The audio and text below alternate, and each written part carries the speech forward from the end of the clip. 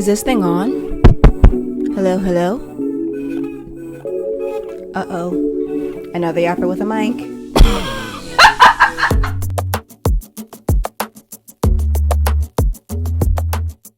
Hello, everyone, and welcome back to the Napkin in Between podcast. I'm your host, Dejanay Jones. How's your week been? Let's tea. What's good? What have you been up to? Hope everyone has been having a great week. As I said in my last episode, I want to start doing this thing every week called the Peak of the Week, where we talk about the joy that we found this past week, the things that made us smile, the things that centered us or grounded us or just helped us remain present in the chaos of everything that is the world right now. For me, the peak of my week was watching one of my favorite shows, which is Scandal. I'm rewatching Scandal. I've seen it before. I've watched this whole series, from the beginning to the end. Every so often I'll pick an episode and, rewatch that. But right now I'm rewatching the whole series, and I'm watching it with my roommate who has never seen it, so she's watching it for the first time. A part of me always wishes that I could erase my memory and go back and watch Scandal for the first time because it's just such a good show. And I think the closest that I would ever get to that is watching it with someone who has never seen it. Like, I feel like as we're watching it, I'm watching it, but I'm like watching her watch it. Do you know what I mean? Like, I know what's coming up, so I'll like look at her to see like how she reacts, if she's gonna react how I reacted when I first saw that thing on Scandal. And it's just so funny. It's like an out-of-body experience almost, watching someone else watch one of your favorite shows. And my roommate and I are very similar, and so like she's been reacting to things the way that I reacted to them when I first watched the show. And it's just funny to see. It's funny to see someone else like enjoy something that is one of your favorite shows. Does that make sense? I don't know. But we just finished season 2. Spoiler alert if you haven't seen Scandal, I'm so sorry. It's been out for a minute. Like, that's totally on you if you don't know what I'm talking about. But we just got to the end of season 2, and she just found out about Papa Pope, who is just fucking, like, one of the craziest characters in the whole series. And so it was like when Olivia was about to go on a run and she opened the door and all the press is outside trying to question her, like, are you the president's mistress? Are you the person, like, whatever. And then she gets into the limo and he's like, hello, Olivia. And she's like, Dad? The gasp that left my roommate was so fucking funny. And I remember, like, the first time I watched the show, being in that moment, like, I had the same visceral reaction of just being like jaw on the floor, flabbergasted, wind knocked out of me, like the craziest thing. But it's just so cool to watch a show with someone who has never seen it. Like, watching them watch it is just like so funny. So that's definitely been the peak of my week. And I just love Scandal. Shonda Rhimes is just, again, I just love when black women, like, just so talented, and the twists and the turns. And the one time in my life I feel like I've ever rooted for a Republican. Like, what is going on? Like, Fitz, ugh, I love him. I too. And that's like the crazy thing. Shonda Rhimes makes you root for things that you would never root for. Like rooting for a Republican, rooting for people who are cheating, like not feeling bad in the slightest for Millie while her husband is cheating on her. Like, girl, like Olivia and Fitz are dead fucking wrong. Dead fucking wrong. But I love them, and I need to see them together, and I need to see them making jam and moving to Vermont. And it's just like, this man is married, but like, I don't care. Like, that's crazy. Scandal's a great show. If you haven't seen it, you're missing out. You need to go see it. But that's just been the peak of my week, is just rewatching Scandal and watching it with my roommate. Another peak of my week, bitch, is Black History Month. I love being black. I love being black. I don't know what happens after you die, but if you come back, if reincarnation is real, in every single life, I want to be a black woman. Top tier, 10 out of 10, no notes. God really took his time. God has favorites, and his favorite is a black woman. God is a black woman. Like, I just love being black. I love being a woman. I love being a black woman. Like, it's just everything and more to me, honestly. I don't know. I just love being black. I love it all. I love everything about it. Happy Black History Month to my 92% and to my 80% and to my 92% and 80% only. If you know, you know. But I wanted to do a special thing for every episode for February. And actually one of these episodes is going to go into March because I didn't plan it how I should have. And so last week's episode came out in February. I just didn't realize that it was already February. I feel like January was extremely long. It was dragging, and so like I didn't realize that it was finally fucking February. Like, shit, Why was January 3,000 years long? For February, and what we're going to talk about today, we are going to talk about someone who I feel is a pivotal person in Black history. But not only a pivotal person, someone who I feel like is a little bit forgotten or lost, or you guys might not know a lot about. There's so many people who were pivotal parts of Black history that I feel like not a lot of us know about. And it's people that I'm also learning about right now because I didn't even know about them. So the first person I want to talk about is Claudette Colvin. Claudette Colvin was a teenager in Montgomery, Alabama, who was arrested for refusing to give up her seat 9 months before Rosa Parks was arrested for the exact same thing, refusing to give up her seat. So on March 2nd, 1955, Claudette was coming home from public school. She was in a segregated school in Alabama. It was the Booker T. Washington School. And she would take public transportation to and from school because her family didn't have a car. So she gets on the bus coming home from school with 3 classmates, and they're sitting in the colored only part of the bus because in that time in the South, Jim Crow laws and segregation, there were white only and colors only, drinking fountains, restaurants, public places like that. And then on the bus, there was a white only section and a colors only section where obviously the white people sat in the front. Something that I didn't know is that bus drivers had the ability to move the whites only sign on buses. And so if the section that was deemed whites only was full and other white people got on the bus, then the bus driver could move the sign back and then make part of what would be the colors only part of the bus, it now would be for white people to sit down as well. So a white woman gets on the bus. All the seats in the white only section are already full. And so the bus driver moves the sign back and is like, okay, like you 4, Claudette and 3 of her classmates, they were like, you 4 need to move. And so her 3 classmates immediately, agreed. They get up and they move back. Claudette sat in her seat. And at the time that she had decided to sit in her seat, she was also in school. They were learning about the civil rights movement and Black history. And so in an interview years later when they were talking about the situation, Claudette said that she felt like she had Harriet Tubman pushing down on one side of her shoulder, and then Sojourner Truth was pushing down the other shoulder. And she said that she felt like she was glued in her seat and she could not move because history was keeping her seated. And so she refuses to give up her seat. And the bus driver is like, why aren't you moving? Like, this woman wants to sit down. And the thing was, the row that they were sitting in, the woman could have sat down, but she would have been sitting in the same row as Claudette, and she didn't want to do that because at the time, if you were seated in the same row as a Black person, it meant that y'all were on the same level. And in the South, and even still today, I don't know why I'm speaking as though this is like not a thing anymore. White people will view themselves as superior to Black people and other people of color, and so she didn't want to sit in the row with Claudette. She wanted Claudette to get up and move so that she was not on the same level. So much for separate but equal, right? Any fucking way. So Claudette's refusing to move. She's like, I'm not giving up my seat. She says it's a violation of her constitutional rights. When the bus driver asks her why she won't move, she just says, it's a violation of my constitutional rights. I'm not moving. And so the bus driver's like, okay, well, if you don't move, I'm gonna call the police. And Claudette said, call the po-ho-ho. Like, I don't give a fuck. I'm paraphrasing, obviously. She didn't say that.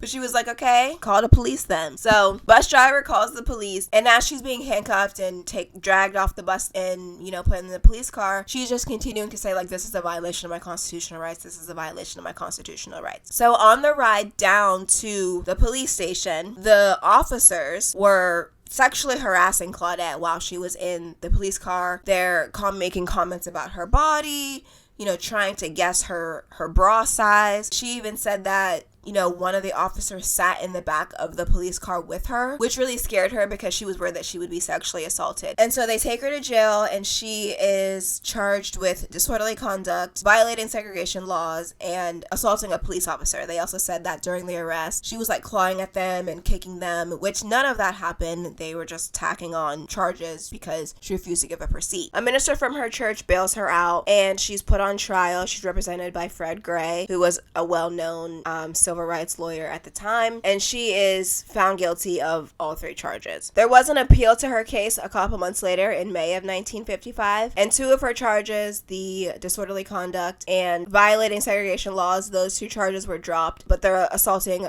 a police officer still stood, and she had that on her record until 2021 when a federal judge in Alabama expunged her record. So if you're like me, you're kind of wondering, like, why is her story not as widely known or told? Why don't we learn about her and, the civil rights movement? And ultimately, it came down to her not being an appealing protester. Claudette refusing to give up her seat wasn't like a random act or just something that she had decided to do that day. She wanted to get into activism. She, like I said, was learning about, Black history and the civil rights movement in school, and she had hopes to one day be president of the United States, and she wanted to get into activism. One of the things that really ignited her fire of wanting to get into activism was the case of Jeremiah Reeves. If you're unfamiliar with that case, it was a 16-year-old boy who was accused of raping a white woman. He held that it was consensual sex between him and this woman. They were caught having sex.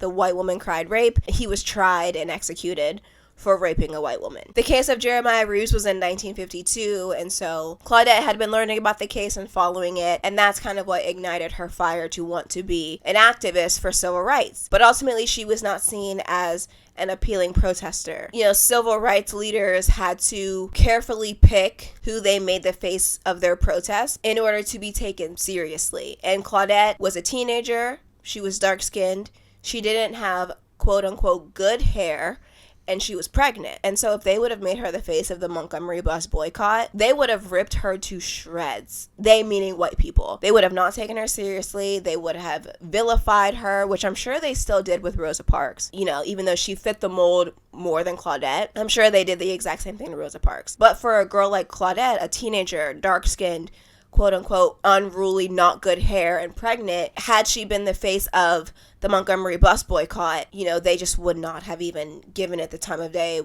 They wouldn't have paid the attention to it that they did when Rosa Parks was the face of it. And even in an interview, because 9 months after Claudette refused to give up her seat is when Rosa Parks ended up refusing to give up her seat. And in an interview, Claudette said that her mom told her to just let Rosa Parks have it, to let Rosa Parks be the face of the movement, because the way that Claudette's mom explained it to her is that white people already liked Rosa Parks. She was the secretary of the city's chapter of the NAACP. She was fair-skinned. She had quote-unquote good hair. She was this woman that they had essentially given some respect to. Obviously, she's still a Black woman, so the respect was very slim, but she was in a more respected position than Claudette. And thinking about that makes my fucking blood boil. All Black people wanted was to be treated with respect and to not be demeaned or looked at as less than, or just respect. You know what I mean? Even today, we have to pick and choose who we make the face of things, because if you don't fit, this certain criteria, they're not going to give you the time of day. They're not going to listen to you or, anything. It's just the most ridiculous thing. And so, Claudette says that, she doesn't feel slighted in any way. She understands, and she feels like what Rosa Parks did still helps. So at the end of the day, it's we got to where we wanted to be, but it's just it's disgusting that we even have to do that. We have to pick and choose and carefully craft who we make the face of different movements in order for those movements to be taken seriously. But that's why her story and the activism that she did kind of gets lost in history, and people may not know her name or know what she did, because essentially she wasn't the perfect victim. It's so crazy that in so many situations, with Black people wanting rights, with women wanting to not be sexually assaulted, if you are not viewed as the perfect victim, people will pick you apart and villainize you and make you the bad guy simply because you just want respect or you want civil fucking rights. Ugh. Anyway, but like I said, Claudette had this on her record, assaulting a police officer, from this arrest until 2021. She's still alive today, mind you. She's 88 years old. In 2021, a federal judge in Alabama expunged her record. And as I was doing research on her, she's the cutest woman in the world. She's so cute. But in one of her interviews, they surprised her and she got to meet the judge who expunged her record. And she was literally like a little schoolgirl. Like, she was so giddy to meet him and so happy. And you could just tell that, you know, she was just tired. She was tired of being looked at as subhuman and felt like she was being walked all over, and she was standing up for what she believed in, and she's just so freaking cute. But I got so emotional watching them meet because he was thanking her and telling her, like, I'm a product of your activism, because obviously at the time when she was arrested, there were no black judges. And 60 some years later, a black federal judge in Alabama was able to expunge her record. She was like, she started crying, and I know that was just like the most amazing full circle moment for her. Like, that is why I did what I did, just for better for not even myself, because at the time, again, she kind of had to stay back from the spotlight of it all, because if she was the face of the movement, you know, she would have been villainized and they wouldn't have been taken as seriously and different things like that. So she did it for her, obviously, but I think she had this bigger picture if she was doing it for future generations as well. And that's why I want to give flowers to these people who I feel like might have been forgotten or less known in Black history, because they genuinely did it for us so that we could have, you know, better lives and respect and just basic civil fucking rights. And so I just wanted to bring more light to Claudette and her activism, and so that more people know her name. As a community, it's always been us who looks out for us, and I'm so appreciative of the people who have come before me and fought for their rights, but also my rights, and just wanted better for themselves, better for future generations, and just did the work. And I'm just really appreciative of all that they did. That's the reason I know that, you know, with all the crazy shit going on in the world right now with Trump and everything, at the end of everything, the Black community is going to be okay. This is something that we're not new to this. We're true to this. You know what I mean? We've always had to figure out a way to be resilient and fight through hardships. And so I know that at the end of everything, Black people are going to be okay. We're going to figure it out. We're going to roll with the punches, and as a community, we will be okay. So all you other communities, y'all stay safe. Thoughts and prayers, tariffs as well. But I just know that at the end of the day, the Black community is going to be fine. And that's why I'm just so happy to be Black. I just love being Black. It literally, like, thinking about it just makes me so happy. I just love being Black. It's literally top tier. 10 out of 10, no notes. I love it. And this fuckery with Donald Trump declaring February Black History Month, like, what type of shit are you on, bro? Like, be so fucking for real. I saw something where he talked about he's proclaiming February to be the National Black History Month. Like, sir, what do you think we've been doing for this entire time? It's giving you want to take away, you know, our opportunities with the rollback of DEI. Mind you, the people who benefit most from DEI are white women, the Latino community, the Asian community, the LGBTQIA plus community. Like, I saw this thing and it was like 7 different communities, and like the 8th community that benefits from DEI was Black people. Like, they want to pretend like it's for us. We knew that, you know, we're not the people who are benefiting the most from DEI.